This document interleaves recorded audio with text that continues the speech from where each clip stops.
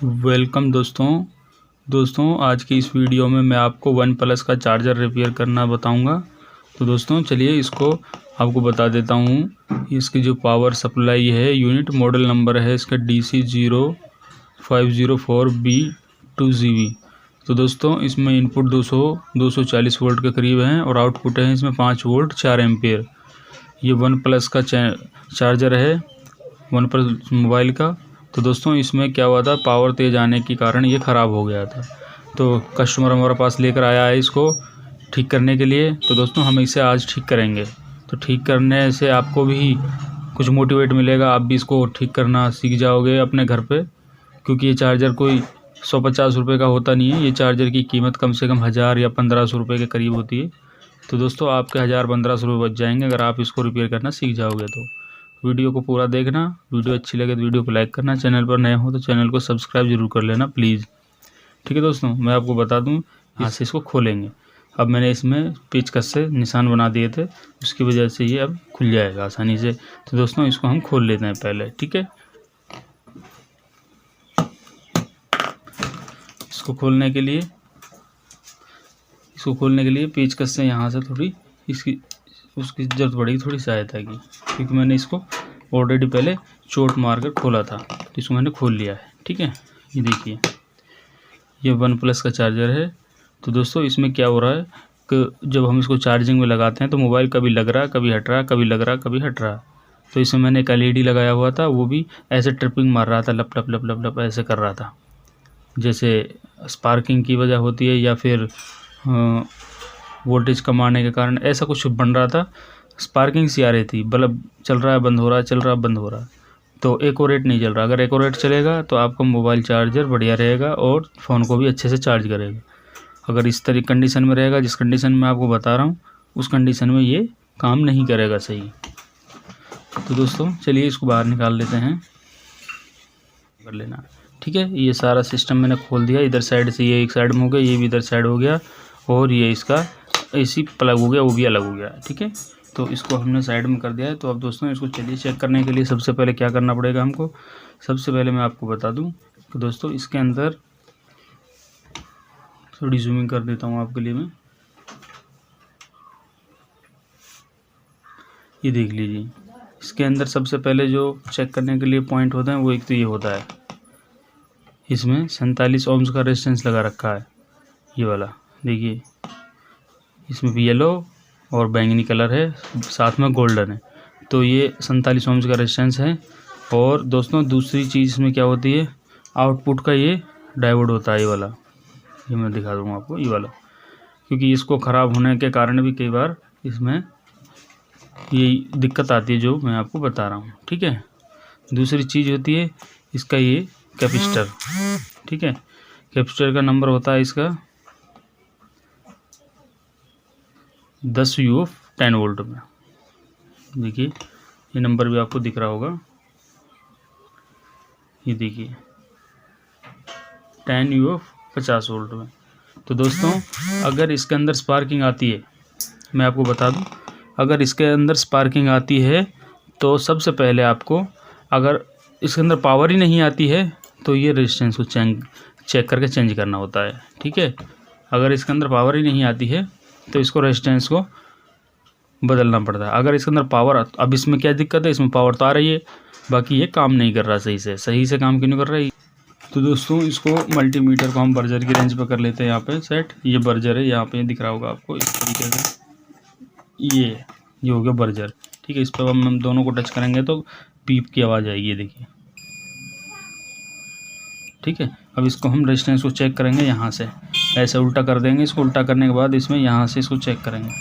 ये देखिए ये रेजिस्टेंस हमारी ठीक है, ये देख लीजिए।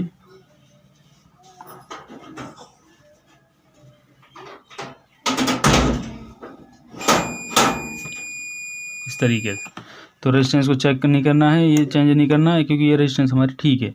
अब हमें इसमें चेंज क्या करना है, इसमें चेंज करने के लिए हमने सबसे पहले इस फिल्टर को ही चेंज करना पड़ेगा। इस फिल्टर को चेंज करने के बाद में हमें पता चल जाएगा आगे क्या दिक्कत है। अगर ये चेंज करने से चल जाता है तो फिर हमारा कैपेसिटर ठीक है। ठीक है,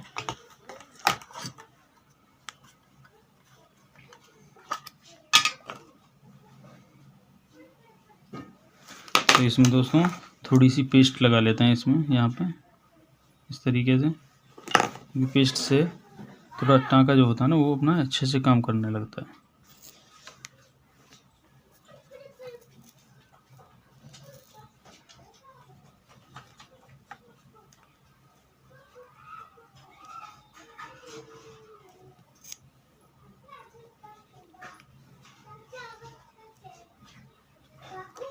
इस तरीके से ये देखिए दोस्तों, इसको मैंने बाहर निकाल दिया है। ये आपको मैं दिखा दूँ एक बार, इसकी वो भी दिखा देता हूँ। ये देख लीजिए, थोड़ा आपको एक बार जूम भी कर देता हूँ मैं इसको। ये देखिए 10U 50 वोल्ट में दिख रहा होगा फिल्टर आपको। इसको एक बार चेंज कर लेना है आपने ज़रूर, क्योंकि अगर ऐसी शिकायत आती है ना, चार्जिंग लेना छोड़ना, तो इसकी ज़्यादातर महत्वपूर्ण दिक्कत यही होती है। तो आपको इसको चेंज कर देना है एक बार, ठीक है। इसको चेंज करने के लिए मेरे पास एक दूसरा फ़िल्टर है, वो मैं बता दूँ आपको। ये इसमें सेम चल जाता है, ये वाला दिख रहा है 47U 25 वोल्ट में, ठीक है। ये भी लगाएंगे तो ये भी चल जाएगा, और 10U 50 वोल्ट में लगाए वो भी चल जाएगा, दोनों चल जाएंगे, सेम है दोनों की कंडीशन। तो आप इसको भी लगाना सीख सकते हैं और लगा भी सकते हैं, कोई दिक्कत नहीं। क्योंकि मैं आपको जो बता रहा हूँ ये आप ध्यान दीजिए इसमें। इस तरीके से, ठीक है। अब इसको हम, इसके जो पॉइंट है ना, इनको साफ़ कर लेंगे यहाँ से। आपको दिख रहे होंगे ना ये पॉइंट है जो, इनको एक बार सोल्डर से साफ़ करके फिर लगाएंगे इसमें, ठीक है।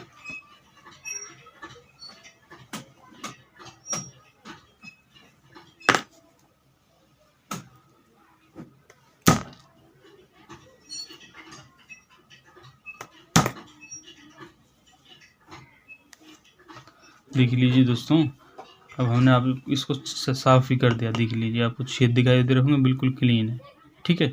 अब इसके अंदर हम इस कैपेसिटर को डालेंगे। इस तरीके से डालने का जो प्रोसीजर है, कई बार आपके दिमाग में नहीं रहता, तो ये ध्यान दे लेना। ये जो वाइट साइड है ना, ये इधर भी वाइट साइड है, इसमें दिखाई दे रही होगी आपको। और ये जो साइड नंबर से दिख रहे हैं वो पॉजिटिव टाइप है। इस तरीके से लगाना है, सफ़ेद वाली सफ़ेद की साइड करनी है, इस तरीके से, ठीक है। ये इस तरीके से ये लगा दिया। ये देखिए, अब इसको हम यहाँ सोल्ड करेंगे।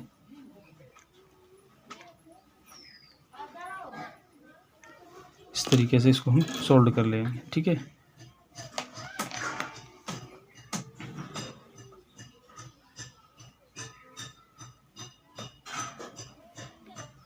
इस तरीके से इसको यहाँ पे सोल्ड कर लेंगे।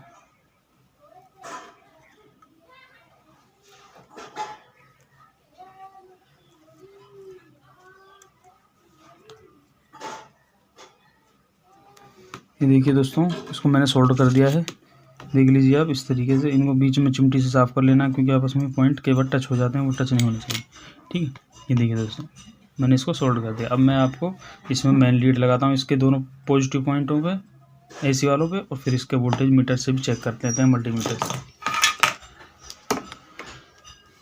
ये हमारी एक्सटेंशन वायर होगी, इसको हम चेक करने के लिए सोल्ड करेंगे इसको इस तरीके से।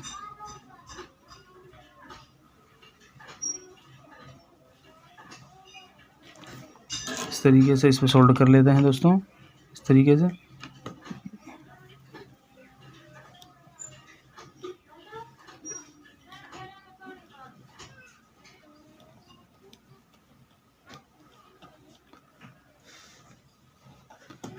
इस तरीके से इसको सोल्ड करना दोस्तों, ठीक है। इसमें हमने दोनों पॉइंटों को सोल्ड कर दिया है तरीके से। अब इसको हम मेन लाइट में लगा देते हैं, ठीक है। इसको मेन लाइट में लगा दिया है। और अब दोस्तों मैं आपको बता दूं, अब इसको हमने जो मीटर है इसको हमने 200 की रेंज पकड़ लेना है यहाँ। ये देखिए, इसको हमने 200 की रेंज पकड़ लिया। अब इसके हम वोल्टेज नापते हैं कि हमारा चार्जर ओके हुआ या अभी भी ख़राब है, ठीक है। सबसे पहले हमने चेक करना है यहाँ पर।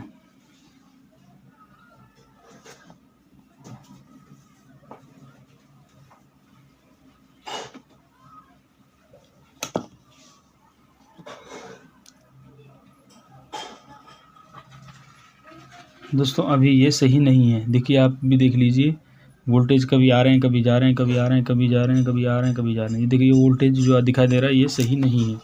और मेरे पास चेक करने के लिए इसका मैंने एक सीरीज बल्ब भी बना रखा है, इसको मैं इसमें लगा कर एक बार देख लेता हूँ।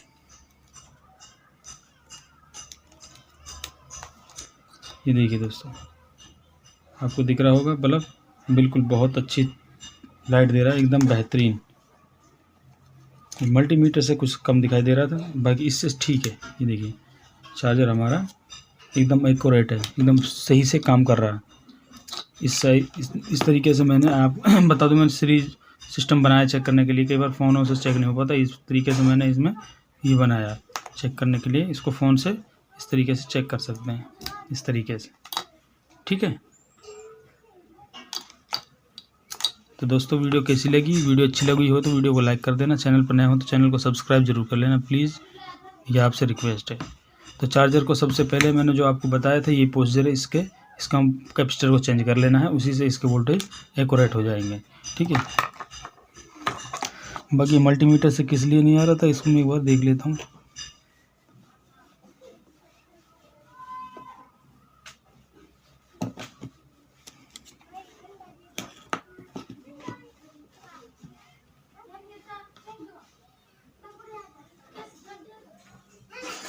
ये मल्टीमीटर में ही दिक्कत है दोस्तों, ये जो वोल्टेज सही नहीं दिखा रहा है मल्टीमीटर ही में दिक्कत है। बाकी देख लीजिए आप, मैं आपको इस कनेक्टर से दिखा देता हूँ, ये देख लीजिए।